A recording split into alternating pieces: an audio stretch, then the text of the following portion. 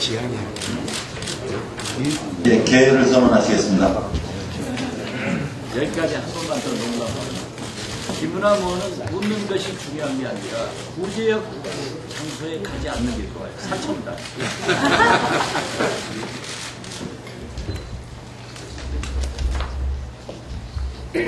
지금부터 민주통합당 제7차 비상대책위원회를 개합니다. 박주영 비상대책위원장님의 인사 말씀 있겠습니다.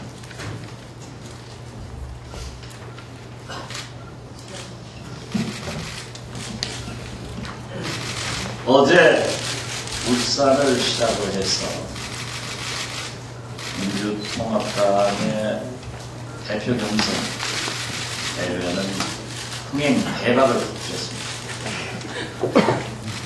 누가 울산을 시작해서 누가 당일 투표 결과를 공개해서 이익 보느냐 비난은 간곳 없고 모든 언론이 민주당의 흥미진진한 전당대회 결과를 대서투표를 했습니다. 진짜 우리 민주당은 민주정당이고 역동성 있는 희망 있는 정당입니다. 박근혜 벽돌 공장에서 벽돌 찍어내는 전당대회가 아닙니다. 모든 국민이 오늘 부산 결과에 이목을 집중하고 있습니다. 앞으로도 우리 민주당은 공정성, 중립성, 특히 도덕성에 중점을 두고 국민에게 희망을 주는 전당대회를 하겠다는 것을 말씀드립니다. 울산에 불과 1.1%에 불과한 영향력에도 이러한 성공을 했기 때문에 계속해서 성공적 전당대회를 위해서 당원과 국민 여러분의 협력을 간곡히 부탁드립니다. MBC 김재철 사장의 퇴진을 요구하는 국민적 요구에도 불구하고 이 정부에서는 도덕을 지키는 사람들을, 도덕을 잡으려고 하는 사람들은 영장을 청구했습니다. 그렇다면 도덕은 어떻게 됐습니까? 김재철 MBC 사장이 20여 원의 돈을 모 무용수에게 지출했다. 자기 돈을 줘야지 MBC도 국민의 돈을 지출합니다. 이것을 지키고 언론의 자유를 수호하려고 하는 노조원들의 영장 청구는 또 다른 불씨를 제공하고 있습니다. 과연 이 정부가 방송사, 언론사 파업의 해결에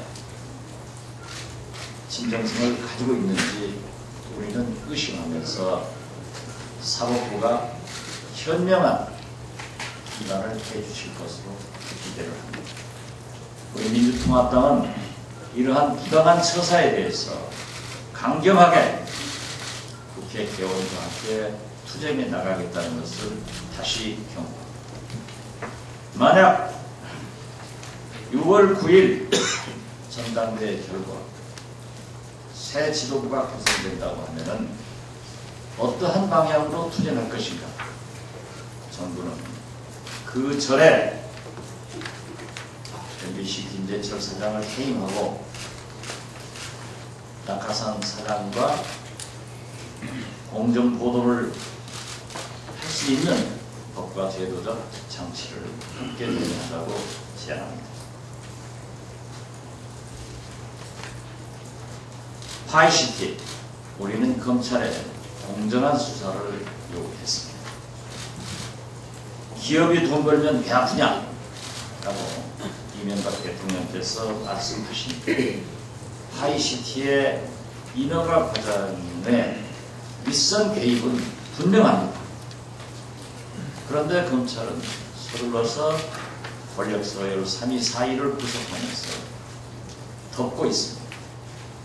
결론적으로 말씀드려서 수사가 미진은 검찰이 그렇게 덮으면 국민이 배 아픕니다.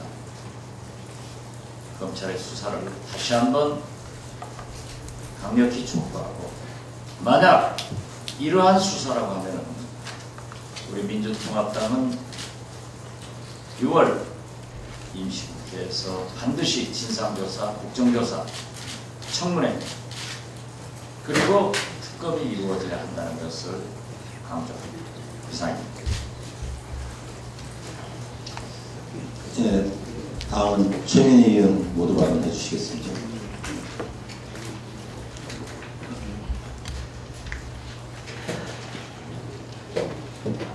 매일 똑같은 멘트를 하려니까 아침부터 한숨이 나옵니다. 국민 여러분께 새누리당과 박근혜 새누리당 대주주의 언론 탄압 의도를 고발합니다.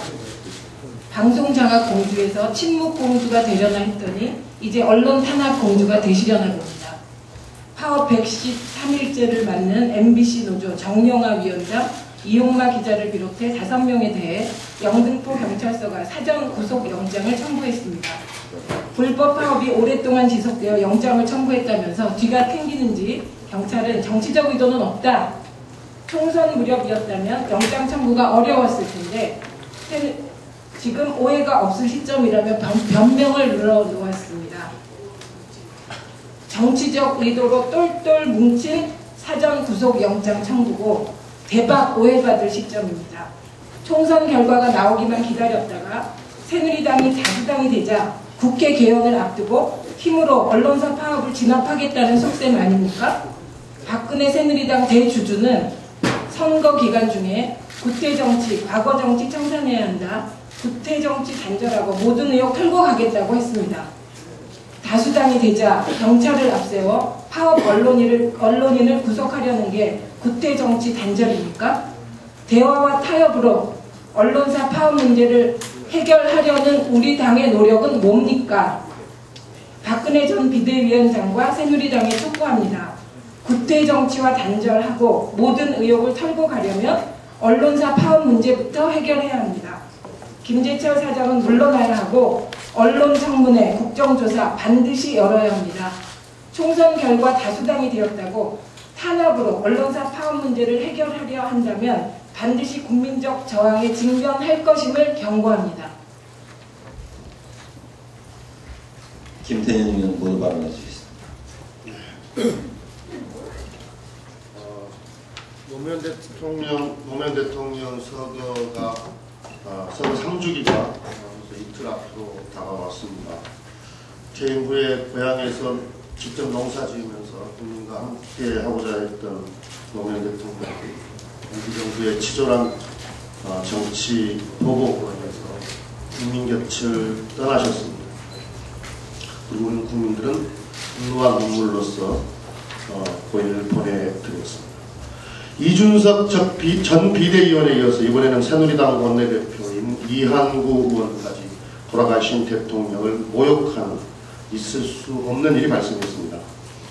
집권 여당의 핵심 지도부가 한 일이라는 점에서 정치 초년생이자 젊은 나이였던 이준석과는 비교도 할 수 없는 충격적인 사건이다 이렇게 생각합니다. 노무현 대통령을 비극적인 죽음으로 몰아넣은 데 대한 책임과 반성은 온데간데 없습니다. 돌아가신 대통령에 대한 새누리당의 집단적인 증오 표출에 공포감과 섬뜩함마저 느낄 정도입니다. 이한구 원내대표는 새누리당의 전매 특허인 알바 변명에 그칠 것이 아니라 어떻게 책임질 것인지 국민 앞에 명백히 밝혀야 할 것입니다. 아울러 검찰에게 촉구합니다. 아무런 증거도 없이 차명계좌 언론하며 고인을 욕되게 한 조현오 전 경찰청장의 조속한 구속 기소를 촉구합니다. 이상입니다. 예, 다음은 이용섭 정책위원장님 발언이 있으시겠습니다. 오늘 아침 민주통합당은 박지원 비대위원장님을 모시고 민주통합당 소속인 19분의 경기도 기초단체장들과 민생정책협의회를 개최했습니다. 오늘 협의회에서는 MB정부의 부자감세 등으로 인해서 크게 악화된 지방재정의 건전성을 회복하기 위한 노력을 강화하기로 하였습니다. 재정자치 없이 지방자치 없다는 인식하에 일부 국세의 지방세 이양, 지방세원의 합충, 현행 교부세 제도와 국고보조금 제도의 개편 등을 통해서 지방의 자주재원을 획기적으로 확충하기로 하였습니다. 또한 0세에서 2세아 보육의 경우 재가 보육이 갖는 장점이 많기 때문에 보육시설에 대해서만 지원하고 있는 현행 무상보육 지원제도를 재가 보육의 경우에도 지원하는 방안을 적극적으로 검토하기로 하였습니다. 5월 15일 9개 광역자치단체장 합의에 이어서 오늘 민주통합당 소속 경기도 19분의 기초자치단체장들은 헌법에 규정된 차별금지의 정신을 구현하고 동일가치노동, 동일임금의 원칙을 실현하기 위해서 업무 특성상 꼭 필요한 경우를 제외하고는 임기 중에 공공부문 비정규직을 모두 정규직으로 전환하기로 다시 한번 다짐하였습니다. 수도권의 강역화와 신도시 건설로 폭증하는 교통수요에 대응하기 위해서 제2 서울 외곽순환도로를 조기 완공하고 대중교통 중심의 수도권 광역교통 시스템 구축 관련 사업을 적극 지원토록 하였습니다. 경기도의 비무장지대를 지역 성격에 맞게 남북 공동으로 평화, 경제, 생태벨트 조성을 추진하고 비무장지대의 생태환경을 세계문화유산으로 등재해서